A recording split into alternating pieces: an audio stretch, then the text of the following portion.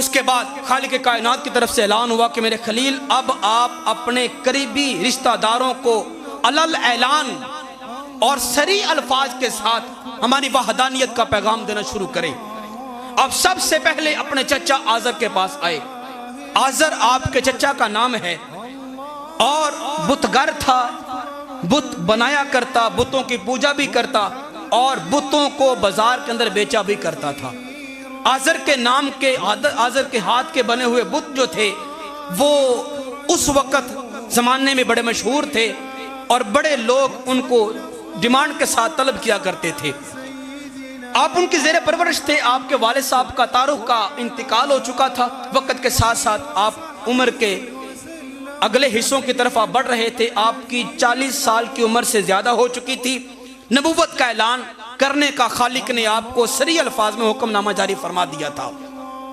آپ اپنے چچا آزر کے پاس آئے اور فرمانے لگے کہ اے چچا آزر، انی اراکا وقومکا فی ضلال مبین۔ اس سے پہلے خالق کائنات نے فرمایا اپنے محبوب سے، اے میرے محبوب وہ وقت یاد کرو اذ قال ابراہیم لابیہ آزر، جب ابراہیم علیہ السلام نے اپنے چچا آزر سے کہا اے میرے چچا آزر، تو کیا ان بتوں کی عبادت کرتا ہے، یہ بتوں کو پوجتا ہے؟ بے شک میں تجھے اور تیری قوم کو کھلی گمراہی کے اندر دیکھ رہا ہوں۔ آپ نے فرمایا یہ بت وہ بت ہیں ما لا یسمع ولا یبصر ولا یفنی عنک شیئا، جو نہ تو تیری بات کو سنتے ہیں، نہ تجھے کوئی جواب دے سکتے ہیں اور نہ ہی تیری مشکل کو تجھ سے دور کر سکتے ہیں۔ ایسے بتوں کو کیوں پوجتا ہے؟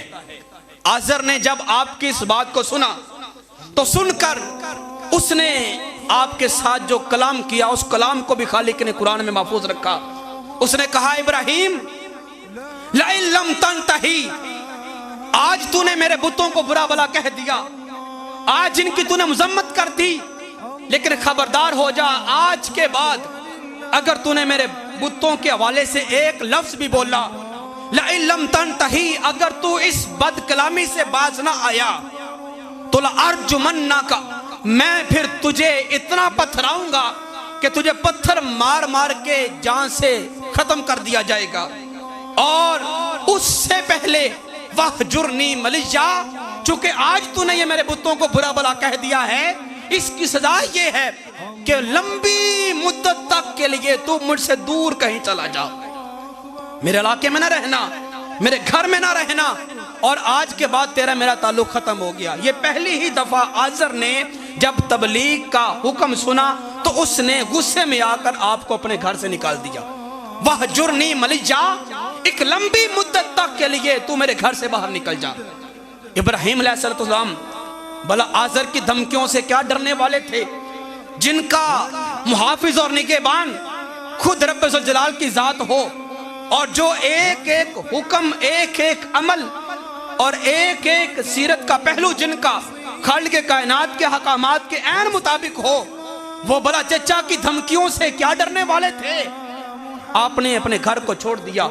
اس سے پہلے بلکہ چونکہ چچا جادو وہ بتگر تھا، آپ نے بتوں کی مذمت اس انداز میں بھی کی۔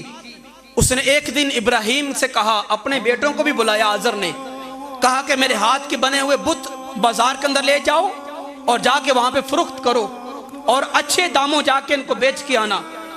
اس کے بیٹے بھی بازار میں بت بیچنے کے لیے چلے گئے۔ ابراہیم کے ہاتھ میں بھی اس نے ایک بت تھما دیا۔ آپ نے باہر جا کر اس بت کے گلے کے اندر رسی باندھی جس طرح جانور کے گلے میں باندھی جاتی ہے، اور گھسیٹتے گھسیٹتے آپ اس کو گلی کے اندر لے کے جا رہے ہیں، اور راستے کے اندر کوئی پانی کا تالاب آتا ہے تو آپ اس بت کو الٹا پانی میں لٹکا کر زبان سے جملہ بولتے ہیں، یا صنم اشربی، اے بت اس پانی کو پیو۔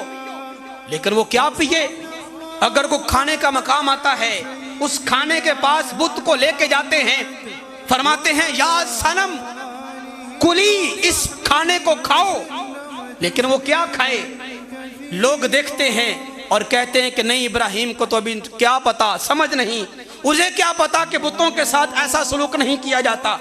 الغرض نبی کی تبلیغ کا یہ بھی ایک انداز تھا کہ لوگوں کے سامنے بتوں کی ان کی نقاہت، ان کی کمزوری کو رکھنا تھا کہ جو بت نہ کھا سکتا ہے، نہ پی سکتا ہے، نہ اپنی تکلیف کو دور کر سکتا ہے، وہ خدا بننے کی صلاحیت بھلا کیا رکھ سکتا ہے؟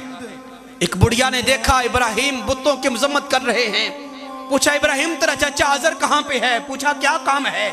بت خریدنا ہے۔ پوچھا پہلے بت کو کیا ہوا؟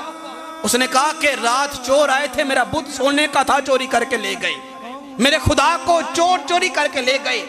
آپ نے فرمایا اماں جان وہ خدا ہی کیا جو چوری ہو جائے، خدا تو وہ ہوتا ہے جو چور سے مال کو محفوظ رکھے۔ تو کیا میں تجھے ایسے خدا کا پتہ نہ بتاؤں جو ہر مشکل میں تمہارے کام آئے، تمہاری فریاد کو سنے اور تمہارا دھیان رکھے، تمہارے مال کی حفاظت کرے؟ ایسے خدا کا پتہ بتاؤں؟ اس نے کہا ایسا خدا کیا ممکن ہے؟ ایسا خدا کائنات میں ہے؟ اگر ہے تو اس کی بارگاہ تک پہنچنے کے لیے مجھے بڑے تحفے چاہیے ہوں گے، اسے راضی کرنے کے لیے مجھے بڑا مال دینا پڑے گا۔ فرمایا نہیں اماں جان وہ راضی ایک سجدے سے ہو جاتا ہے، اس کی بارگاہ میں صرف آنے کی دیر ہے، وہ پہلے ہی راضی ہو جاتا ہے۔ فرمایا اگر اس خدا کو راضی کرنا چاہتی ہو تو پڑھو لا الہ الا اللہ ابراہیم خلیل اللہ۔